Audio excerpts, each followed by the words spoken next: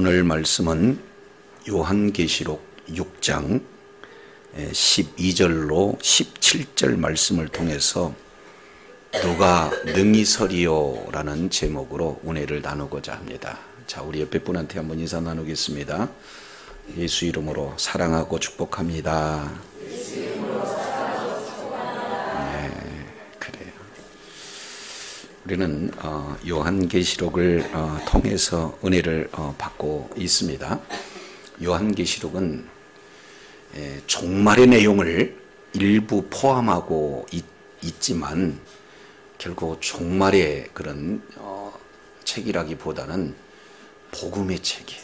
그래서 복음 덩어리고 구약의 모든 완성이요 예언의 완성이요 하나님의 나라의 완성에 대한 그런 내용이기 때문에 모든 성경의 결론이 요한복음에 집약되어 있습니다. 그래서 우리 요한계시록에 집약되어 있습니다. 그래서 요한계시록을 통해서 우리가 나누고자 하는데 이 시대에 요한계시록을 잘 접할 그런 기회들이 많지 않죠. 그래서 요한계시록에 대한 선입관들이 각자마다 있어요. 잘못 풀면 안 된다.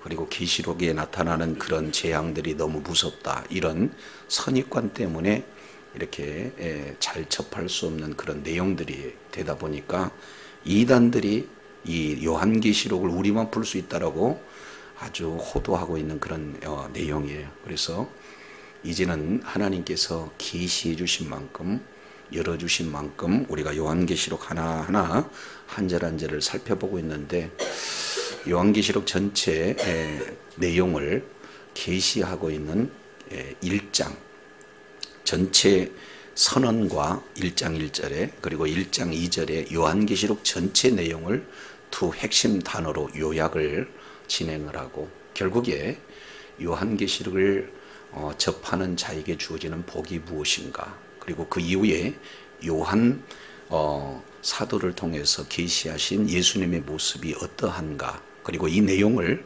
일곱 교회에 증거하는 그런 내용들이 어떠한가를 1장에 자세히 설명합니다. 그리고 2장 3장 이 내용을 통해서 일곱 교회에 칭찬하는 모습이 무엇이고 책망받아야 할 내용들이 무엇인가를 설명하고 있고요.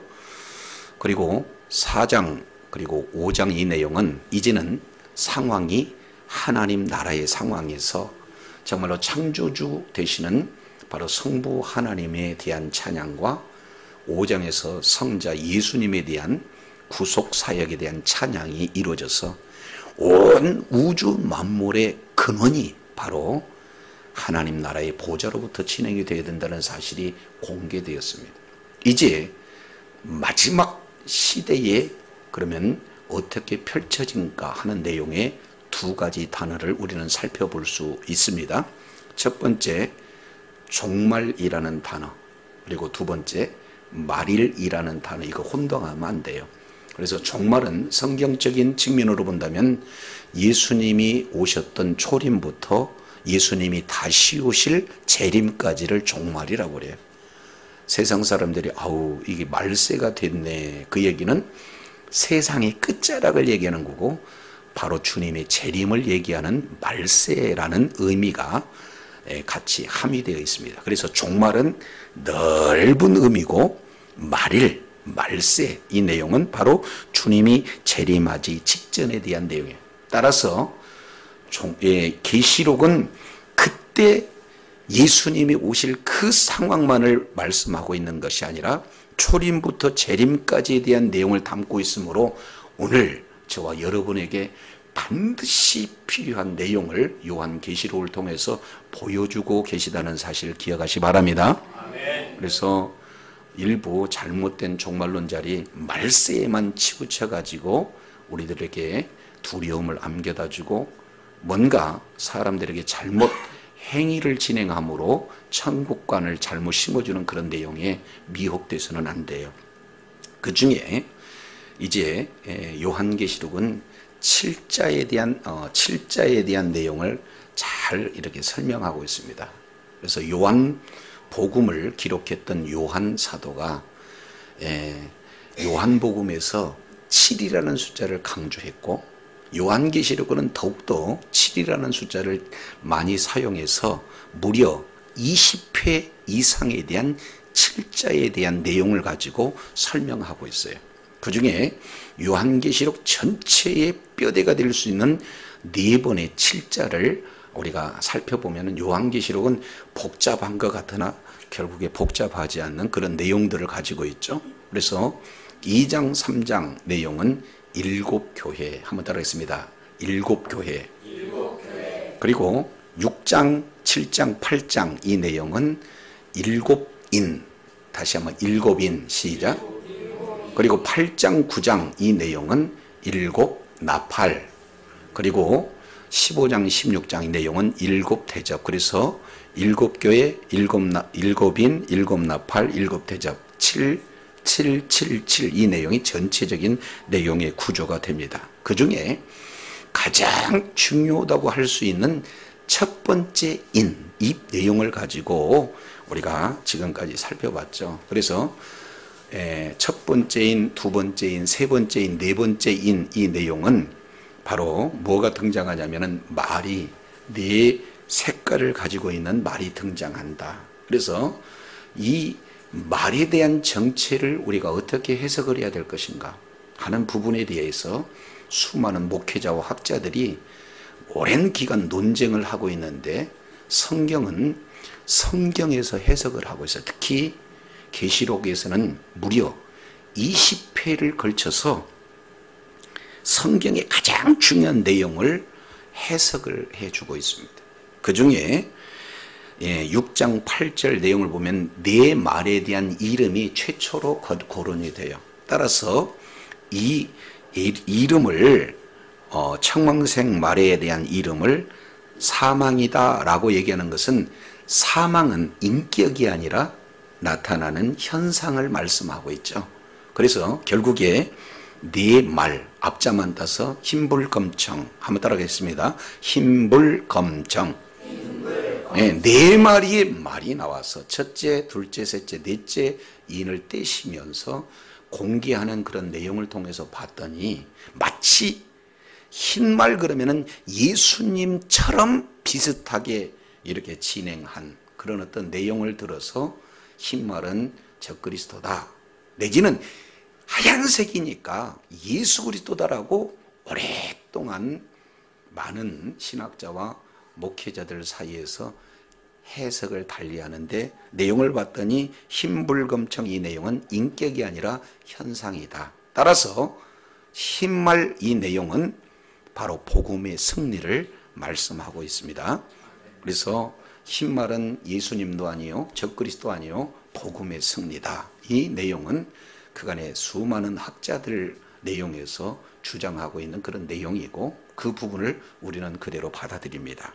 그래서 많은 사람들은 인 뛸 때 몇째 1인, 2인, 3인, 4인 이렇게 인에만 강조하고 있는데 성경은 그렇지 않습니다. 네 말 앞서 먼저 생물이 큰 우레소리로 얘기하면서 이렇게 표현 한번 따라합니다. 오라. 오라라는 이 내용은 복음의 안으로 초청하고 있는 것을 보게 됩니다. 이것을 요한 복음 1장에서는 바로 와서 보라는 약자를 표현해요. 그래서 와서 보라! 와서 보야 할 대상은 누구냐? 그리고 와서 봐야 할 궁극적인 내용은 뭐냐? 이 내용은 결국에 복음 안에 하나님의 말씀 안에 모든 자들이 볼 수 있는 구원을 강조하는 것이지 결탄코 재앙을 강조하고 있는 것은 아닙니다. 그래서 예레미야서 29장의 내용을 통해서 우리가 살펴보면은 나 여호와가 말하노라 너희를 향한 나의 생각은 내가 아나니 재앙이 아니라 평안이요 너희의 장래에 소망을 주려는 생각, 이렇게 말씀하고 있어요. 그래서 우리 주님은 모든 내용이 겉으로는 심판과 겉으로는 재앙을 말씀한 듯 하나 우리 주님의 마음은 바로 복음이요 죽이는 것이 아니라 살리는 것이 최종적인 내용인 줄로 믿습니다. 그래서 입체적으로 표현할 수가 없기 때문에 먼저 재앙과 심판을 얘기한 것 같으나 동전의 양면처럼 한 가지 사건에 두 가지 내용이 들어가 있는 것을 우리는 구약 성경에서 잘 알아야 될 내용이에요. 그래서 심판과 구원은 떨어지는 게 아니라 같이 되어집니다. 그래서 예수 밖에 있는 자는 심판이요, 예수 안에 있는 자는 구원인 줄로 믿습니다. 그런데 이것을 심판의 책으로만 오해하게 되면 하나님의 마음을 우리가 오해할 수 있는 내용이에요. 그래서 인이 6장에 소개되어 있고 8장 1절부터 마지막 7인이 소개가 되고 있는 이 인은 겉으로는 재앙처럼 나타나지만 실제 아버지의 마음은 모든 자들이 예수 믿고 구원에 이르기를 원하는 하나님의 마음을 그대로 보여준 내용이기에 저와 여러분은 심판 때문에 두려워할 이유가 없고 예수 그리스도를 믿는 믿음을 끝까지 부여잡아서 최종적인 구원에 이르는 지혜와 은혜가 있기를 원합니다. 자, 이제 지난 시간까지 첫째, 둘째, 셋째, 넷째, 다섯째 인까지 살펴봤어요. 이미 첫째 인을 통해서 복음의 승리가 선포되었습니다. 우리는 예수 그리스도께서 이겨놓은 그 이김을 우리는 날마다 이기며 나아가는 줄로 믿습니다. 끝까지 복음에 이기고 또 이기고 최종까지 우리 주님께서 이겨놓은 싸움을 이기러 나가는 첫 번째 그림이 바로 침마를 통해서 이렇게 드러나고 있는 내용을 봅니다. 그러나 이미 이겨놓은 싸움을 이기러 나가지만 우리 앞에 놓여진 현실은 결코 녹록치가 않아요. 그래서 이제 붉은 말 그러면은 분쟁입니다. 복음이 선포되는 곳에 개인이든 가정이든 민족이든 나라든 분쟁이 있을 수밖에 없어요. 그리고 검은 말 이 내용은 바로 기근을 의미하고 있는 그런 내용인데 예수 그리스도를 믿는 믿음을 가지면 믿음은 좋고 신앙은 탁월하지만 못 살 수 있어요. 물질 문제 때문에 고난 당할 수 있습니다. 그러나 그게 마지막 그림은 아니다라는 것을 보여주고 마지막 청황색 말 이 내용은 네 번째 말 청황색 내용은 시체색이라 그랬습니다. 그래서 우리나라 표현으로 이제 한 대 맞고 멍이 시퍼렇게 드는 내용이어서 표현할 수 없는 우리나라 말 뭐라고 그랬습니까? 시푸르둥둥. 요 내용이 네 번째 말의 책이다, 색이다 이렇게 말씀하고 있습니다. 요것은 네 가지로서 이 세상 가운데 재난이 있음을 말씀하고 있어요. 예수 믿었다고 해서 교통사고는 안 나는 게 아니고요. 예수 믿는다고 끝까지 경가하는 거 아닙니다. 예수 믿어도 모든 뜻하지 않는 재난에 노출되어 있어요. 그래서 이미 복음의 승리가 선포되어 있지만 분쟁과 그리고 기근과 재난은 얼마든지 우리 앞에 놓여 있을 뿐만 아니라 심지어는 다섯째 인 내용을 통해서 살펴보면은 순교자의 제단 아래서의 호소가 나오죠. 복음 때문에 예수 그리스도 때문에 순교할 수 있는 그런 어떤 상황도 놓여지는 것을 미리 보여줘요. 그러나 오늘 여섯째 내용에 오늘 읽어본 본문의 내용은 12절부터 17절까지 두 개의 보따리, 두 개의 단락으로 이렇게 구분이 되어집니다. 그래서 12절부터 14절까지 이 내용은 우주에서 일어날 현상, 다른 말로 우주적 심판이 나타나지만 15절, 16절, 17절 이 세 절은 그 심판을 접하는 사람들에 대한 반응, 이렇게 크게 두 가지 모습으로 우리가 살펴볼 수 있습니다. 자, 그 중에 오늘 읽어본 12절 우리 다 같이 한번 더 읽겠습니다. 시작. 내가 보니 여섯째 인을 떼실 때에 큰 지진이 나며 해가 검은 털로 짠 상보같이 검어지고 달은 온통 피같이 되며 자 12절 이 내용과 13절 내용은 두 가지 이를테면 대상이 소개가 되고 있어요. 첫 번째는 큰 지진이 난다는 것은 땅에 있는 상황에 대한 표현이고 해, 달 그리고 13절에 하늘의 별들 이 내용은 하늘에 있는 사건을 말씀하고 있어요. 그러니까 마지막 종말 시대. 이 내용은 주님이 오시는 그 날도 이런 일이 가장 강력하게 광범위적으로 나타나지만 지금 우리가 발딛고 사는 이 시대에도 이런 일들은 진행이 되어져요. 그래서 계시록은 22장 404절로 구성이 되어 있지만 이 404절 중에 278절 이 내용은 구약에서 직접 내지는 간접적인 영향을 받습니다. 이걸 아주 숫자로 막 냉철히 간다면 68.81%가 어디에 연관이 되어 있어요? 구약에서. 그러면 이런 내용 역시 마찬가지로 구약적 표현이 신약적으로 기록이 되어 있는. 그러면 우리는 다시 구약으로 돌아가는 것이 아니라 신약적 내용으로 우리가 해석을 해야 할 내용이 되어지는 거죠. 그래서 지진이 일어나고 그리고 하늘에서 여러 가지 상황들이 나타나는 것은 이사야서 34장 4절의 말씀을 배경으로 이렇게 볼 수가 있습니다.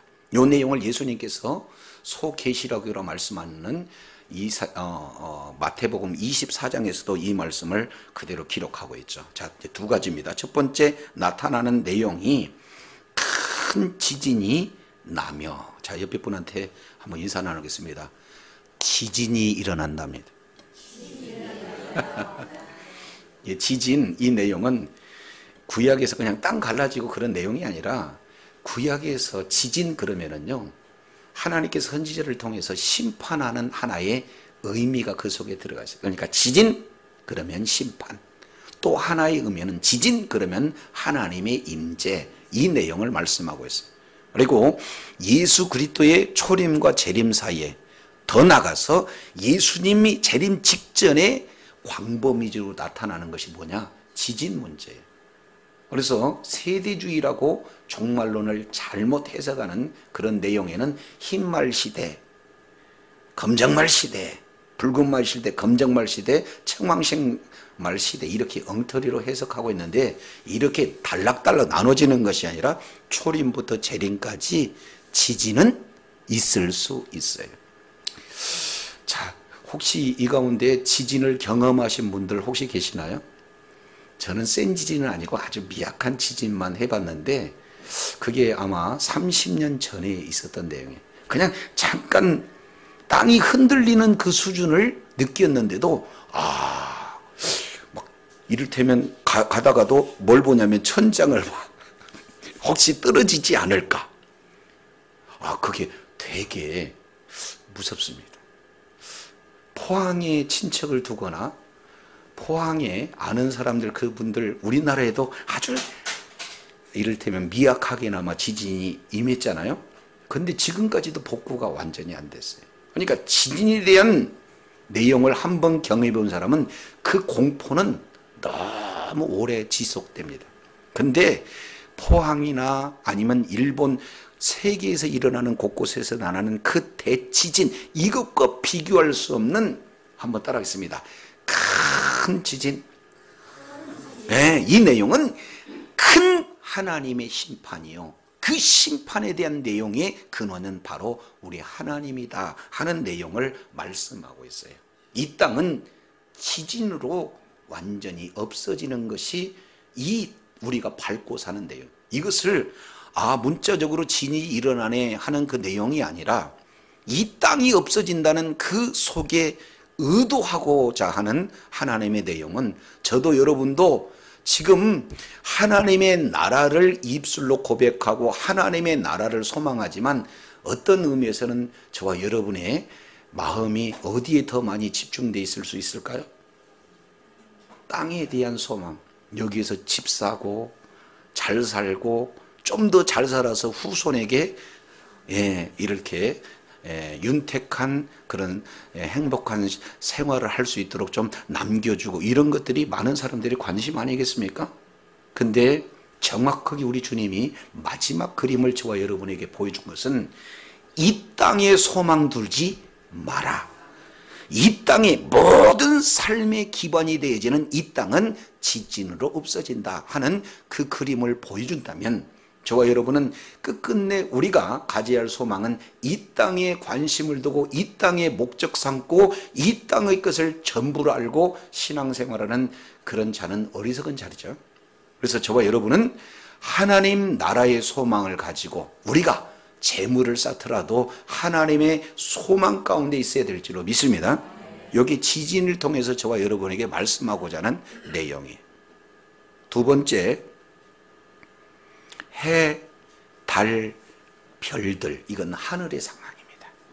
그래서 해는 검은 털로 짠 상복같이 검어지고, 두 번째, 달은 온통 피같이 되고, 별들은 무화과 나무가 대풍에 흔들려 설익은 열매가 떨어지는 것 같이 땅에 떨어진다, 이렇게 표현합니다. 하늘 상황입니다. 이 내용은 이제 그 근거는 에스겔서 38장 하늘의 상황과 땅의 상황에 대한 구체적인 내용을 미리 말씀한 것을 함축해서 설명하고 있는 내용입니다. 그러면 이 땅에서는 지진이 일어나고 그러면 하늘에서는 어떤 현상이 일어나느냐 봤더니 해는 검어진대요. 근데 검어진다는 표현 앞에 뭘 수식하고 있느냐면 검은 털로 짠 무슨 복? 상복은 어느 때 입습니까? 초상날 때 입잖아요.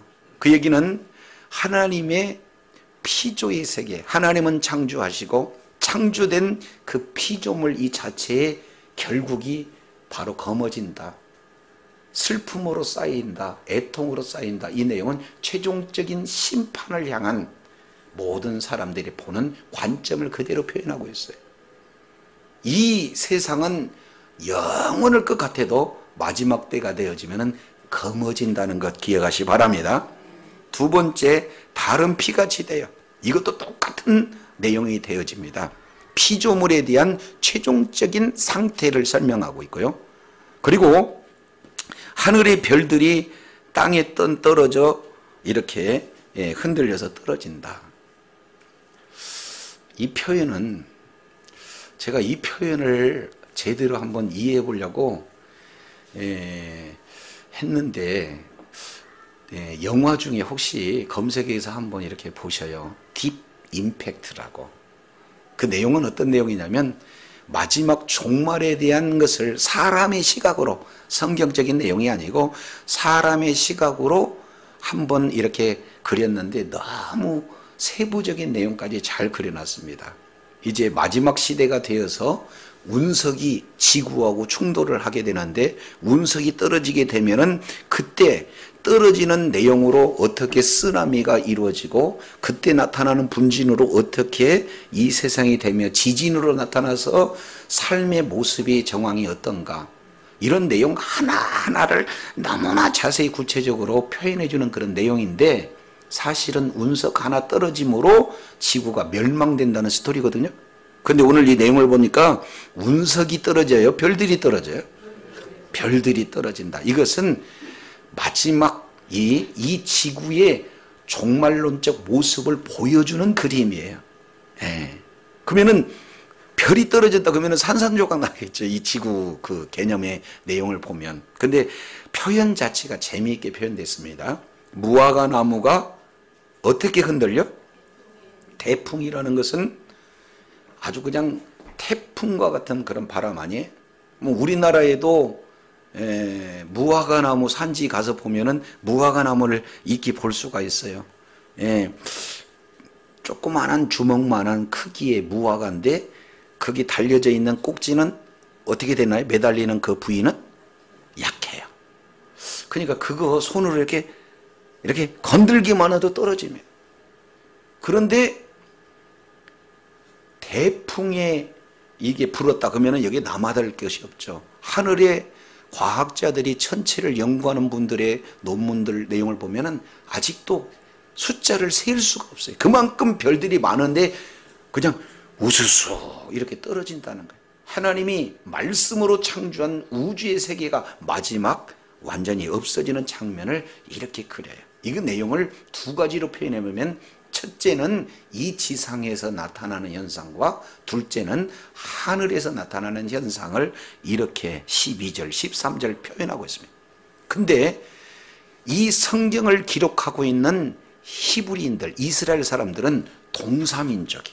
그러니까 동사를 잘 알면 하나님의 의도를 제대로 파악할 수 있는 해석의 실마리가 보입니다. 자, 그러면은 동사를 우리 한번 살펴보겠습니다. 첫째, 큰 지진이 나며. 두 번째, 해는 검어지고 달은 피같이 되고, 그리고 하늘의 별들은 흔들려 땅에 뭐하며 떨어지며. 요 내용, 이 네 가지의 동사를 너무 어려우니까 우리 주님께서는 요약을 14절에 다시 한번 반복해 줍니다. 자, 14절 우리 다 같이 한번 읽겠습니다. 시작. 하늘은 두루마같이 말리는 것 같이 떠나가고 각 산과 섬이 제자리에서 옮겨짐. 한번 따라하겠습니다. 떠나가고 옮겨짐에. 한번 따라하시. 다시 한번. 떠나가고 옮겨짐에.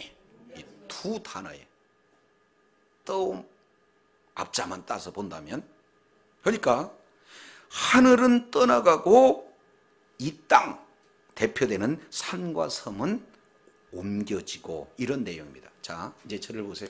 이게 문자적 해석에 대한 내용을 그림으로 냈기 때문에 자칫하면 또 이해할 수가 없어요. 요것을 예전에는 표현이 잘못됐는데 지금은 두루마리 그래요. 그러면은 자, 이스라엘 백성들은 성경을 우리처럼 책으로 돼 있지 않고 어떻게 되냐면 두루마리로 뚜루룩 양쪽으로 몰아옵니다. 그러면은 종이 특성상 말려져 있는 상태이기 때문에 가운데가 뚝 끊어지면 어떻게 돼요? 다시 도로록 폈어요. 가운데 딱 자르면 어때요?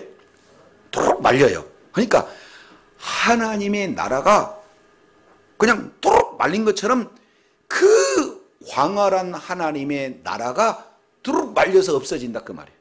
창세기 1장 내용을 보면 하나님이 말씀으로 궁창을 말씀 한마디로 창조했을 때 모든 궁창, 그 어마어마한 궁창이 말씀 한마디에 생겨난 것처럼 마지막 이 궁창 역시 마찬가지로 한순간에 없어져요. 우리의 생각은 안 될지 모르겠지만 하나님의 능력이면 가능합니다. 두 번째, 각과 섬이 옮겨졌다, 그 얘기는 없어졌다는 거예요. 이 내용을 계속 곳곳에서 세 등분됐다, 완전히 없어졌다, 이런 표현을 여러 번 반복해서 기록하고 있는데요. 그러면 12장, 13장, 14장 이 내용을 한마디로 표현한다면은 떠나가고 옮겨지고. 그러면은 이 땅에서 떠나가고 옮겨졌다는 것은 땅에 있는 것과 하늘에 있는 것이 나만한 게 있다는 겁니까? 없다는 겁니까? 없어요. 다른 말로 본다면 저와 여러분이 정말로 예수 밖에 있다면, 예수를 믿는다 하면서도 세속적인 가치를 가지고 더 중히 여기서 이 땅의 삶을 산다면, 이 땅에 기반을 두고 이 땅에서 쌓아두고 이 땅이 영원한 것처럼 이 땅을 위해서 목적을 가지고 살아가는 내용이라면 마지막 모습은 다 떠나가고 다 옮겨지는 그런 내용이다 그 말이죠. 그래서 이 땅에는 없어지고 떠나가고 하는 내용이 되겠죠. 그래서 삶의 가치를 이 땅에 두지 않고 하나님의 나라의 가치를 두는 저와 여러분이 되기를 원합니다. 그러니까 12, 13, 14절 이 땅을 목적을 두고 살지 말고 없어질 거니까, 떠나갈 것인가, 아예 끝까지 남아있지 않을 거니까 이 땅에 소망을 두기보다는 하나님 나라의 소망을 두라는 메시지를 저와 여러분에게 준 줄로 믿습니다. 문자 그대로 봐가지고 막 이런 일들이 나타나면 어떻게 될까 걱정하고 근심하라, 그런 메시지가 아니라는 거예요. 자, 그러면은 여기서 이제 우리가 한 가지 제대로 성경을 깊이 묵상하게 되면 이 땅에 있는 모든 것들은 다 없어져요.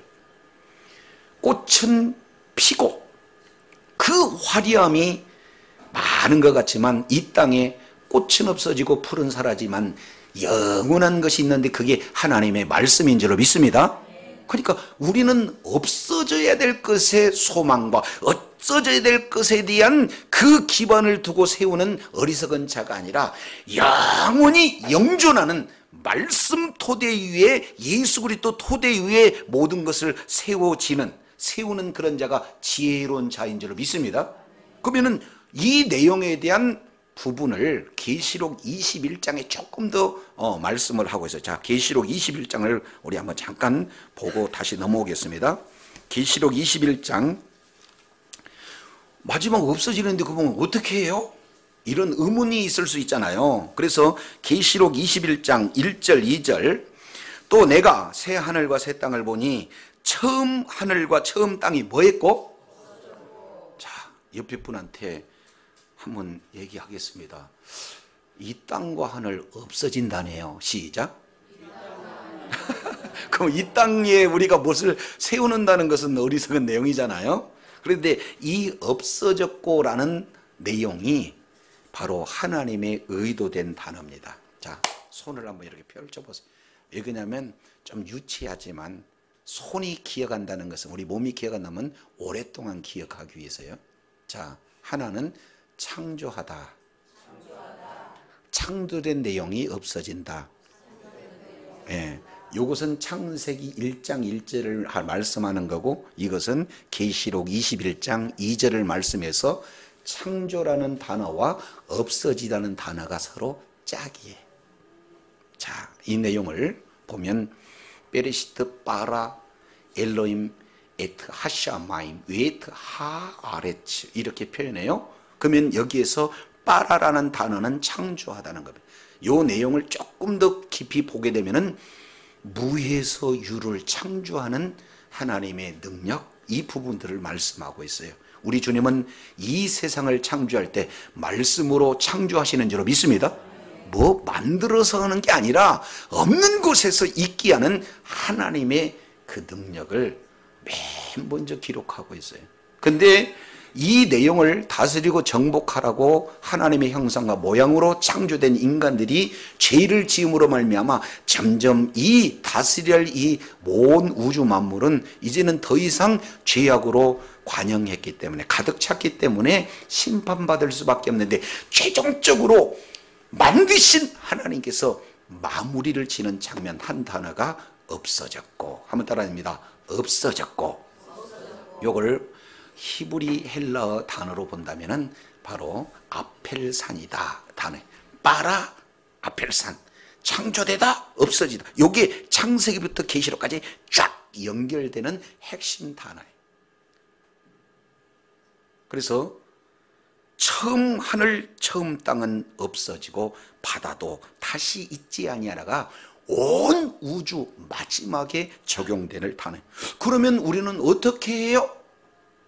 자, 없어지는 것뿐만 아니라 있을 것이 있는데 처음 단어 내용과 반대되는 내용이 새 하늘과 새 땅. 이 여기서 새라는 단어는 아예 없는 상태에서 새로운 하늘, 새로운 땅을 우리 주님이 창조하시고 그 창조된 곳에서 저와 여러분을 영원토록 살게 하신다는 최종적인 그림을 저와 여러분에게 보여주고 계신다는 것 기억하시기 바랍니다. 얼마나 좋던지 21장 2절 내용을 보니까 거룩한 성 새 예루살렘이 하나님께로부터 하늘에서 내려오는데 그걸 봤어요. 봤더니 준비된 것이 신부가 남편을 위하여 단장한 것 같더라. 그러니까 이것은 상징 언어예요. 여인의 가장 아름다울 때가 언제입니까? 신부. 그잖아요. 그날은 잊을 수가 없어요. 가장 아름다운 날, 순결한 모습으로 남편과 하나 되는 그런 어떤 내용들을 표현하고 있는 겁니다. 그런 내용이 바로 저와 여러분이 살아야 할 새 하늘과 새 땅, 그 중심에 바로 새 예루살렘을 이렇게 표현해. 그래서 새 하늘, 새 땅, 새 예루살렘 세 번씩 이렇게 기록하고 있는데, 요거보다 더 중요한 게 있어요. 자, 21장 3절은 천국을 가장 정확하게 표현해주는 모습입니다. 자, 21장 3절 이거 모르면 천국 몰라요. 자, 21장 3절 다 같이 시작. 보좌에서 큰 음성이 나서 이르되 보라, 하나님의 장막이 사람들과 함께 있음에 하나님이 저희와 함께 있기. 그들은 하나님의 백성이 되고 하나님은 진히 저희와. 자, 여기서 있음에 계시리니 계셔서, 이 내용은 우리가 잘 알고 있는 내용이면 현재형이에요. 그러니까 영원토록 존재할 단어를 세 가지로 표현합니다. 이 세상에 지은 모든 하늘의 것이나 땅에 있는 모든 것은 다 없어지리니 라는 단어로 딱 압축이 되어지지만 영원토록 있어야 할 세 개 단어가 있는데, 첫째 하나님의 장막, 둘째 하나님, 그리고 세 번째 하나님의 백성. 이 내용을 이렇게 표현합니다. 다 같이 함께 함께 함께 세 개. 함께를 한 번도 아니고 두 번도 아니고 세 번씩 집중하고 있는 이 내용은 영원토록 우리 주님이 마치 신랑과 신부가 헤어져서는 안 되고 함께 영원토록 함께 누리기를 원하는 그런 모습을, 천국에 대한 내용을 이렇게 표현하고 있습니다. 그래서 하나님은 하나님의 장막에서 하나님의 백성들과 함께 영원토록 사시기를 원하는 것이 주님의 뜻인 줄로 믿습니다. 잘못하면 이 땅이 멸해지는 이 상황만 보면 안 되고 완전히 없애버리고 새로운 하나님의 나라에서 영원토록 사시기를 원하는 것이 우리 주님의 뜻인 줄로 믿습니다. 그러니까 심판과 최종적인 구원은 같이 오는 거예요. 그래서 마지막 시대에 막 큰 지진이 나고 해달 별들이 없어지고 그러면은 어떻게 해요? 그런 모습 위에 최종적인 그림을 보여주는데, 이 땅은 없어질 존재고 영원한 존재는 바로 하나님이요, 하나님의 거하는 장막이요, 하나님의 그러한 백성들이 영원토록 살 곳을 정확하게 분명하게 보여주고 있기에 저와 여러분은 이제는 이 땅에 소망을 두고 사는 것이 아니라 영원토록 거할 하나님의 나라에 소망을 두는 지혜자요 능력자들이 다 되시기를 원합니다. 여기 주님이 우리 주님이 보여주는 거예요. 그래서 철저하게 이 땅에 소망 두지 마라 하는 것을 최종적인 그림으로 이렇게 하늘과 땅에 있는 사건을 두 단어로 떠나가고 옮기우며, 다시 한번 시작, 떠나가고 옮기우. 그럼요, 이 땅의 최종적인 그림이에요. 그러면은 이런 모습을 보면은 이 땅에 관심을 두고 사는 사람들은 어떤 반응이 나타날까?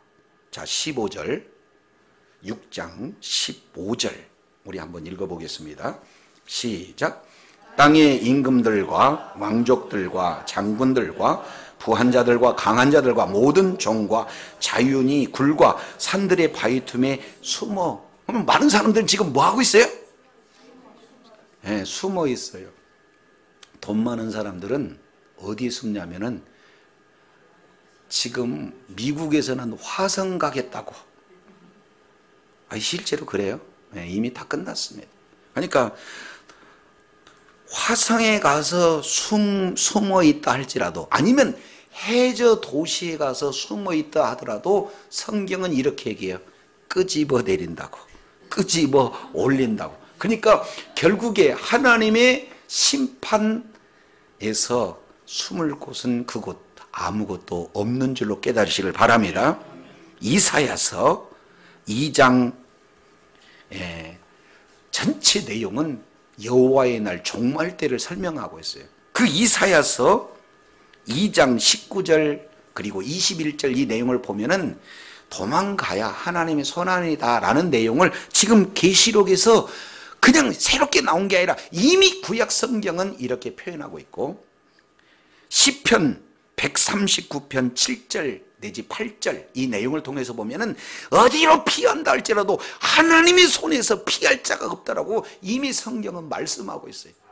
그러니까 성경 모르는, 예수 밖에 있는, 말씀 밖에 있는 자들은 그래도 마지막 살아보겠다고 굴과 바위 틈에 숨어 있으나 이것은 별 소용이 없는 그런 내용. 그러면 숨은 사람들은 누가 숨었는가 봤더니 여기에 사도 요한은 7칠을 써놨어요.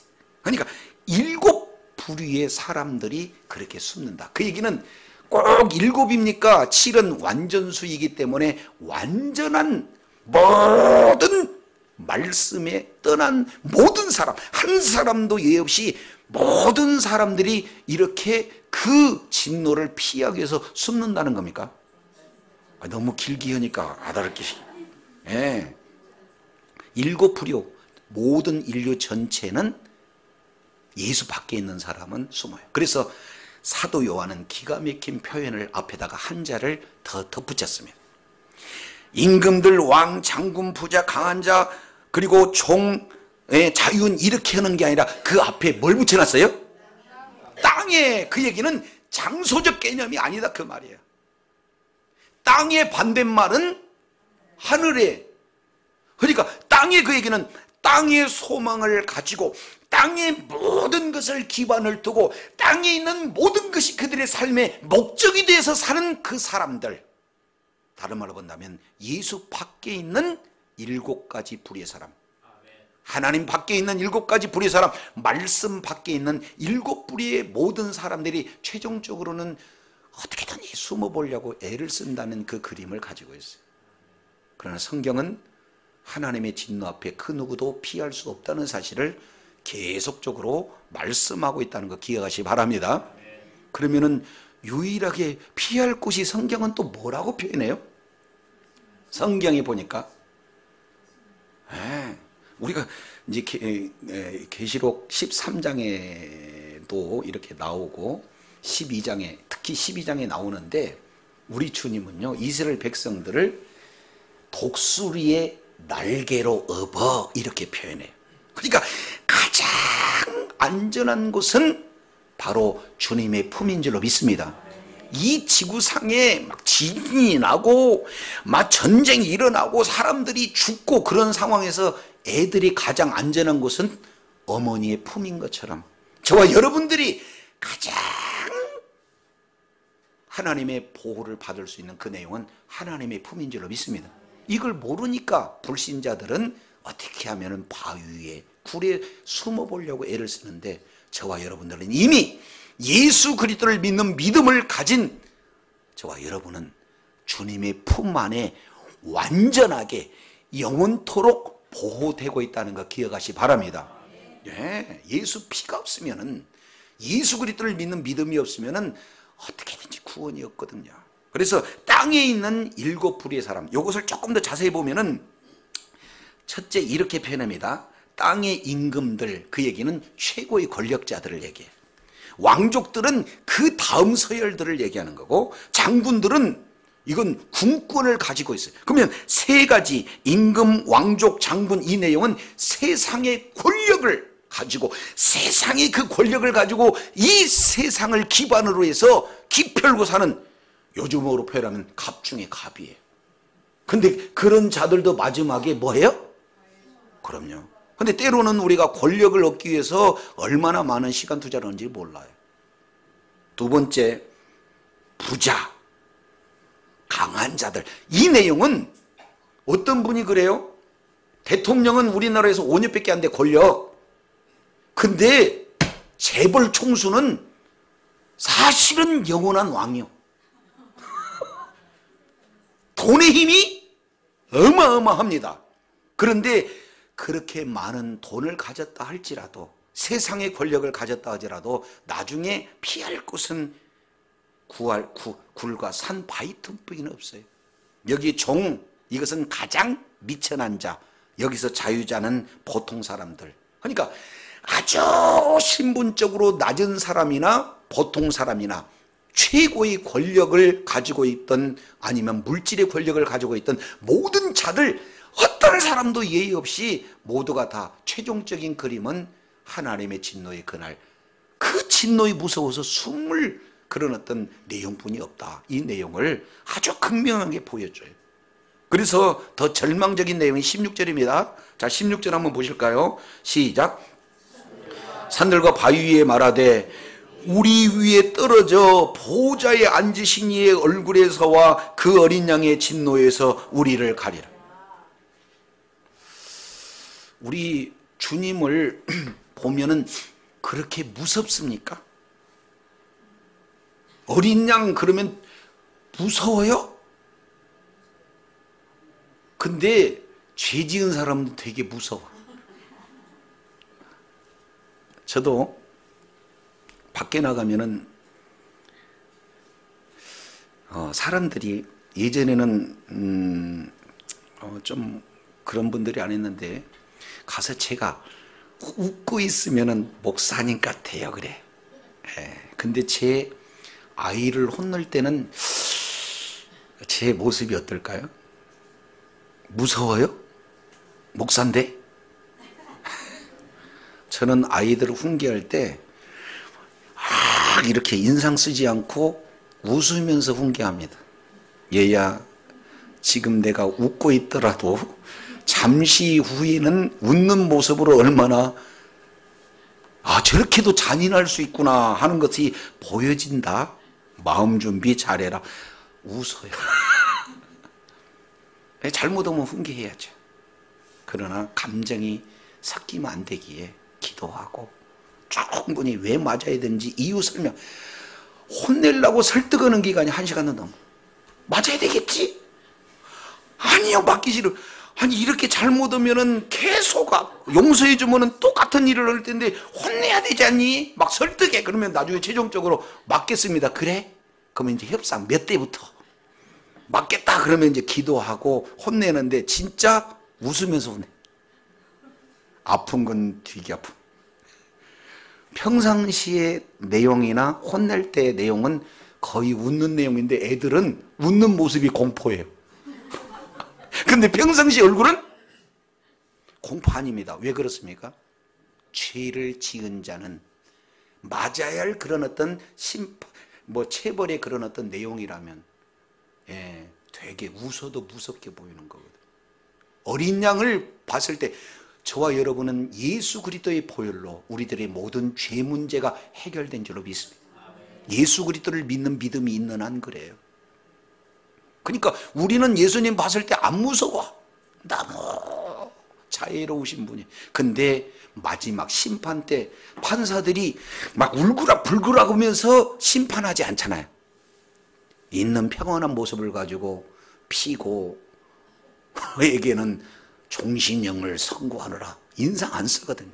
근데 정작 그들 앞에 선 죄인들은 공포 대상이에요.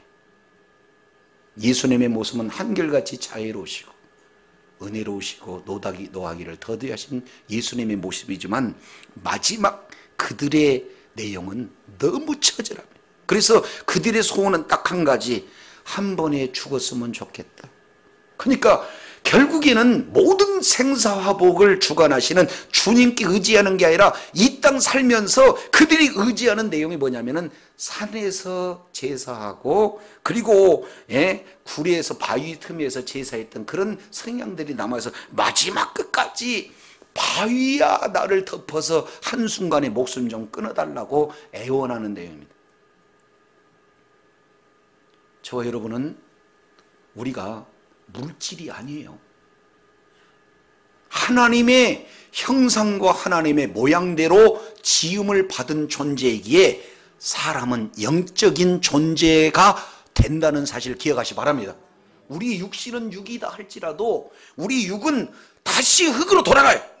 그러나 우리의 영혼은 왔던 곳 하나님께로 영혼은 돌아가게 되는 거죠. 마지막 심판 때는 온 영혼과 육신이 하나님 앞에 최종적인 심판을 당할 때 죄 문제가 해결되지 않는 모든 사람은 공포 그 자체.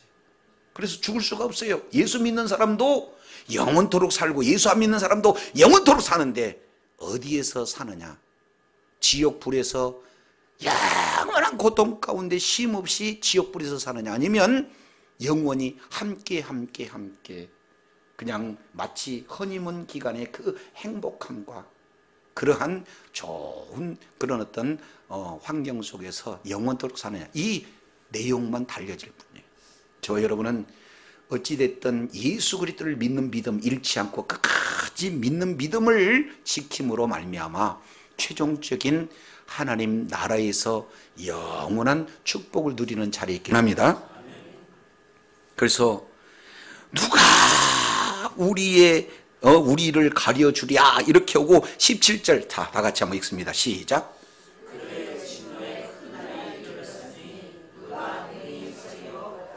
누가 능히 쓰리요? 그 얘기는 한 사람도? 네, 그럼요. 땅은 다 없어져 버리고 지진으로, 그리고 하늘은 검어지고 피같이 되고 흔들려 떨어지고, 한마디로 본다면은 하늘이 떠나가기 때문에 그 상태에서 있을 존재는 단 한 사람. 누가 능히 서리요? 이 내용은 절규 그 자체예요. 자, 우리 한번 따라했습니다. 누가 서겠습니까? 시작. 누가 서겠습니까? 솔직히 이런 환경 속에서 저와 여러분 설 수 있는 분, 양심 걸고 손 들으라면 좀 그러시겠죠. 그러면 속으로 나는 여기서 설 수 있을까 한번 반문해 보세요. 여기서 저와 여러분은 그러면은 나 되게 신앙 좋아, 교회 많이 섬겼어, 정말로 우리 주님이 원하는 대로 살았어, 여기에서 저와 여러분 누가 등이 서리요? 여기서 설 수 있는 분 솔직히 한번 마음적으로 한번 카운트 해보세요. 나는 설 수 있을까? 누가 서리요? 사도 바울은 로마서 3장 9절 이하 내용을 봤더니 의인은 없나니 하나도 없고 하나님을 찾는 자도 없고 돌이켜 회개하는 자도 없고, 전부 다 하는 내용이 입술로 증가하는 모든 내용이 지옥불들을 드러낸다라고 고백하고 있습니다. 목사의 직분이 있어도 장로 권사 모든 내용으로 오랫동안 섬겼다 할지라도 저와 여러분의 의로는 하나님 앞에 절대로 설 수 있는 사람이 단 한 사람도 없어요. 그럼 우리는 그럼 어떻게 해요?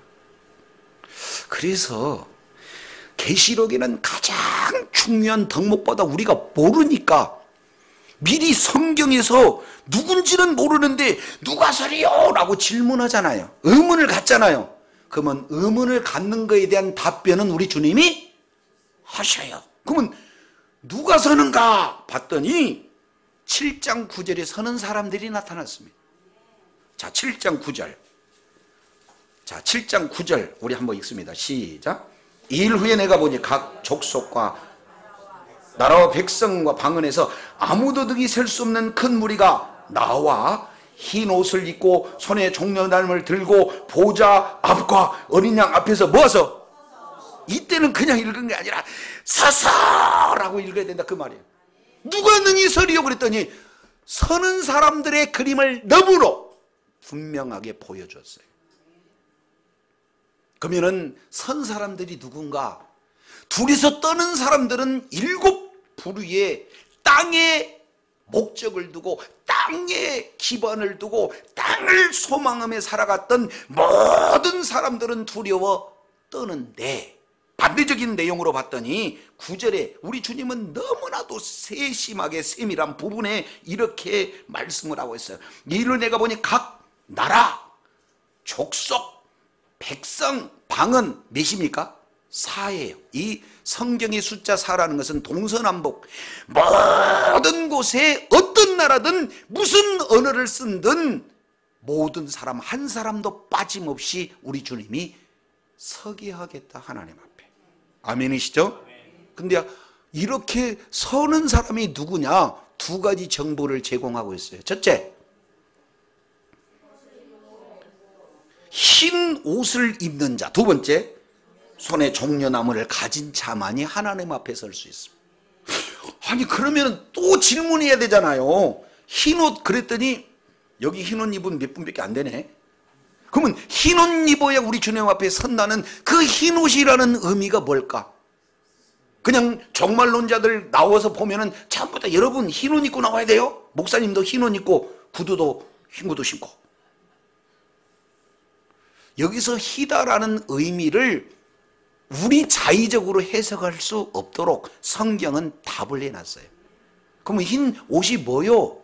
한번 흰 옷이 뭐예요? 물어보세요. 우리가 모르니까, 우리가 이런 질문을 못하니까 장로님 중에 한 분이 나타나서 성경 속에서 흰 옷이 뭐예요? 라고 13절에 묻습니다. 장로 중에 하나가 응답하여 이르되 이 흰 옷 입은 자들이 누굽니까? 어디서 왔습니까? 이렇게 질문해요. 그랬더니 우리 주님은 또 친절하게 다 가르쳐 주세요. 뒤에 봤더니 환란에서 나오는 자들이고 흰 옷은 뭐냐면 어린 양의 피에 그 옷을 씻어 희게 하였느니라. 여기서 어린 양은 예수 그리스도인 줄로 믿습니다. 예수 그리스도를 믿는 믿음이 우리들의 모든 죄 문제를 해결하고 계시다는 사실을 기억하시기 바랍니다. 요건 대속적인 거예요. 바로 예수의 피의 값을 지불하고 저와 여러분을 사서 이제 우리의 소유는 하나님의 소유가 되었기에 내 공로, 내 의지, 내가 가지고 있는 모든 내용으로 우리 주님 앞에 설 수 있는 사람은 단 한 사람도 없지만 누가 말한다 할지라도 예수 그리스도의 보혈, 그 예수의 피로 내 죄 문제를 사함받았다는 그 누구다 할지라도 하나님 앞에 바로 선 줄로 믿습니다. 종려 가지는요 찬양이에요. 이건 내 은혜가 이건 내 공로가 아닌데, 내 의지가 아닌데, 이건 전적으로 하나님이 나에게 예수 믿는 믿음도 주었고 예수를 구주로 고백하는 그 고백도 우리 주님께서 하게 하셔서 전적으로 내가 아무것도 한 것이 없는데도 불구하고 나를 예수 믿게 하셨다. 그러니 누구만 영광을 받으셔야 돼요? 그러니까 하나님, 제가 뭐가 안 돼 나 같은 것을 이렇게 구원해 주셨습니까? 라고 찬송하는데 봤더니 예수의 피로 모든 죄 문제를 해결한 자들이 주님 앞에 이미 서 있는 줄로 믿습니다. 다음 주에는 이제 14만 4천 갖고 좀 더 자세히 말씀을 드려야 되겠습니다만은 세상 사람들은, 이단들은 거의 대부분 뭔가 사람의 공로를 강조해가지고는 24만 4천 안에 들어와야 구원받는다고 이런 잘못된 영적 사기를 펼치는 그런 어떤 부분들을 진행하는데, 내용을 보면요 예수 그리스도를 믿는 믿음을 가진 사람 다 들어갑니다. 예, 그런 아주 그냥 잘못된 교리에 현혹되지 마세요. 예, 여기는 14만 4천이라는 다음에 좀 풀어드리겠습니다만 14만 4천은 구약과 신약 성도들의 전체적인 총수를 14만 4천이라고 얘기하는 것 뿐이에요. 그것을 우리가 모를까 봐 14만 4천과 짝을 해서, 자 한번 따라하겠습니다. 아무도 능히 셀 수 없는 큰 무리. 여기 너무 어려우니까 저는 세 글자로 안흥무, 아무도 능히 셀 수 없는 큰 무리. 요 내용이 바로 흰옷 입은 자요, 이미 하나님 앞에 서 있는 그런 존재. 저와 여러분, 우리 공로, 우리 힘, 우리의 어떤 행위로도 주님 앞에 의롭다함을 얻을 사람은 단 한 사람도 없어요.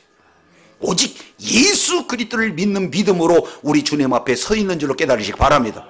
그러니까 하나님 나라의 최종적인 승리자는 예수님 없이는 우리가 아무것도 할 수가 없는데요. 그래서 두 가지 내용을, 6장에서는 이 땅의 소망을 가지고 이 땅을 위해서 예수 밖에 살았던 그 사람들이 마지막 그 공포스러운 모습을 보여주고, 또 한 곳에는 나는 별거 아닌데 우리 주님이 나 같은 것 구원해 주셨다고 막 찬양하며 하나님께 영광 돌리는 그 그림 내용을 둘이 한눈에 보여주는 내용을 오늘 마지막 여섯 번째 인을 통해서 보여주는 거거든요. 그러면 이런 내용들을 본다면 마지막에 지진이 오고 하늘이 무너진대요 해서 한심심해 살아가는 어리석은 자들 가운데 있어야 되겠습니까?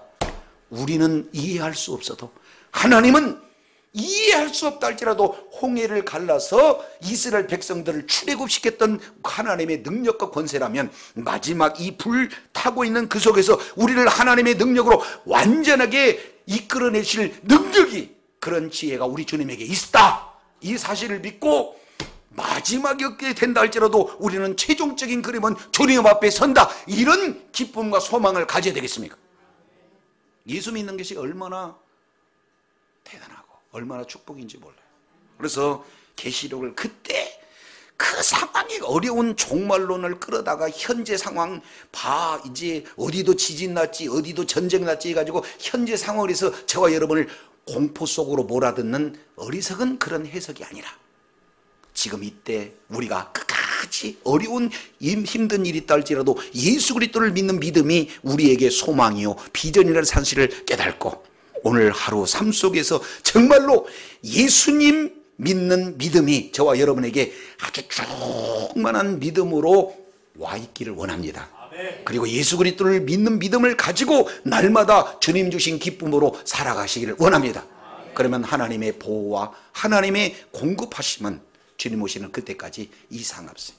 그래서 복음 전할 때 분쟁이 있고 기근이 있고 재난이 있고 설령 죽음의 환경이 있다 할지라도 마지막 최종적인 그림은 이 땅을 완전히 심판할 그때 우리는 최종적인 승리자가 되어지는 그림을 보여주신 것처럼 일시적으로는 재난인 것 같으나 우리들에게 소망을 펴주신 하나님의 놀라운 최종적인 구원 계획을 저와 여러분이 확실하게 소유하고 오늘 살아가는 한 동안에 주님께 영광 돌리며 하나님께 존귀하게 쓰임받는 복된 은혜가 있기를 원합니다.